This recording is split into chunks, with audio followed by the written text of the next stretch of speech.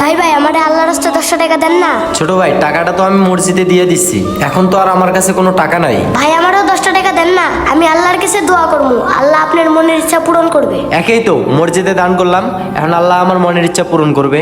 ও, মসজিদে দান করলে আল্লাহ মনের ইচ্ছা পূরণ করে? অবশ্যই, এখানে দান করলে আল্লাহ তাআলা মনের ইচ্ছা পূরণ করে।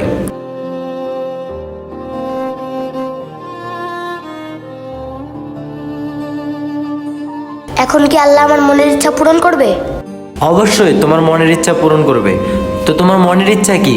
আমার মনের ইচ্ছা আল্লাহ যেন আমাকে একবেলা পেট ভরা খাওয়ায়।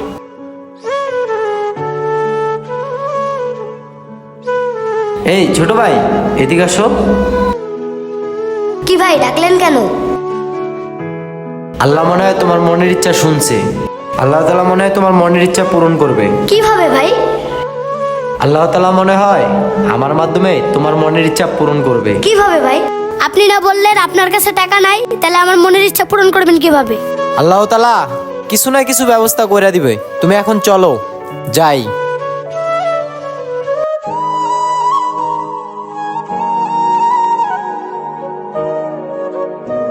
ভাই, এখানে একটা খিচুড়ি দিয়েন তো।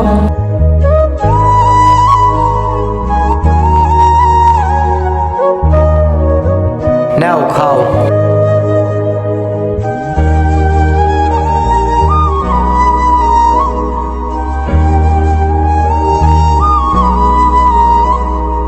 ভাই, আল্লাহ তো আমার মনের ইচ্ছা পূরণ করলো, আপনার মনের ইচ্ছা কি এটা তো বললেন না? আমার আবার মনের ইচ্ছা এখন একটা, আল্লাহ তাআলা যাতে আমার রিজিকের ব্যবস্থা করে দিলেই হয়। সামনে মাস যে কেমনে করে চলুম, এত টাকা ম্যাচ বাকি রইছে, এখন পর্যন্ত একটা চাকরির ব্যবস্থা করতে পারলাম না। আমি যে কি করুম। আচ্ছা, তুমি পেট ভরে খাও। ভাই, একটা কথা বলতাম। আর কিছু লাগবে ভাই আপনার? না ভাই, কিছু লাগবে না, আমার কাছে তো টাকা নাই। তাই বলছিলাম আমার এই ব্যাচলাইটটা আপনি রাখেন, পরে টাকা দিয়ে আমি ব্যাচলাইটটা নিয়ে যাব। ভাই আপনার কাছে টাকা নাই? না ভাই। তাহলে আপনি আপনার ব্যাচলাইটে রাখেন, পরে এক সময় এসে টাকাটা দিয়ে দেন। আচ্ছা ভাই, ধন্যবাদ, আমি এক সময় এসে দিয়ে যাব। মামা, আপনার ভাড়া কত হয়েছে? ভাড়া 20 টাকা।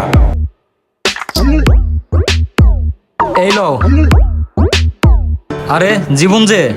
আরে মামা শুভ, কি অবস্থা, কেমন আছিস? এই তো আলহামদুলিল্লাহ। ল সাইডে যেয়ে কথা বলি। আচ্ছা চল। তো মামা, তোর দিনকাল কেমন যাইতেছে?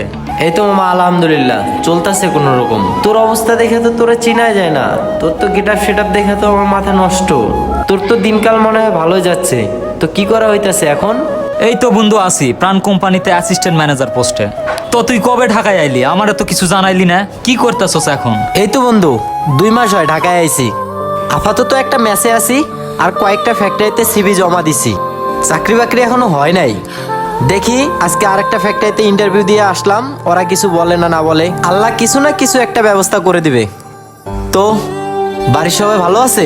আলহামদুলিল্লাহ, আল্লাহর রহমতে আর তোদের দোয়াই ভালোই আছি। তুই যে চাকরি খুঁজতেছস, তুই একবার আমারে কবি না? দাঁড়া, এই কার্ডটা রাখ। এই কার্ডের ঠিকানা অনুযায়ী কালকে আমার অফিসে এসে দেখা করবি। আমার একটা এসআর লাগে, তুই কালকে অবশ্যই আমার অফিসে এসে দেখা করবি। কি কস বন্ধু? অবশ্যই আমি তোর অফিসে কালকে যাই, তোর লগে দেখা করব। আচ্ছা বন্ধু থাক, আমার একটু কাজ আছে, আমি এখন আসি। ইনশাআল্লাহ কালকে অবশ্যই আমাদের অফিসে দেখা হবে। আচ্ছা মামা যা। আল্লাহ তুমি আমারে বাঁচাইলা, তোমার দরবারে লাখ লাখ শুকরিয়া।